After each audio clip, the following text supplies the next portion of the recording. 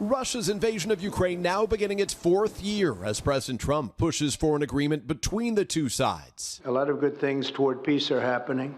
But even as the president shared hugs and handshakes with French President Emmanuel Macron Monday, the divide is growing between the U.S. and its key allies over support for Ukraine, as the president appears focused on terms favorable to Russia. One of the first calls I made was to President Putin, and we were treated with great respect, and they want to end this war. In just the last week, President Trump has made a series of false assertions blaming Ukraine for starting the war and criticizing Ukraine's president, Volodymyr Zelensky, as a dictator. Yesterday, declining to say the same about Vladimir Putin. I don't use those words lightly. I think that we're going to see how it all works out. Macron's visit comes as the U.S. voted against a United Nations resolution condemning Russia's aggression.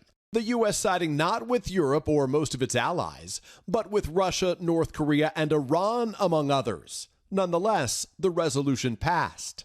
Meanwhile, President Trump says the U.S. and Ukraine are closing in on a deal that would give Washington a share of Ukraine's natural mineral resources to pay back the U.S. for military aid, even saying Zelensky, who's so far rejected any deal, may come to the U.S. in the next couple weeks to sign it.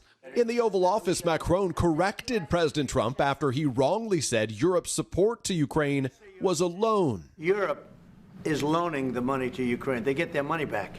No, in fact, to be frank, we paid. Macron later telling Fox News regarding negotiations with Russia that a truce in the next few weeks is, quote, feasible, but adding his message to President Trump was simple. My message was to say, be careful, because we need something substantial for Ukraine.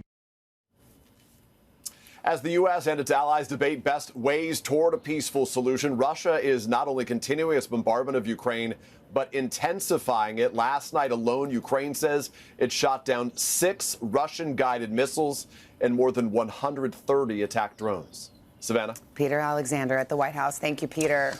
Hey, thanks for watching. And don't forget, you can catch the Today Show every morning on NBC or take Today when you're on the go. Just follow the Today podcast on Apple Podcasts, Spotify, or wherever you listen.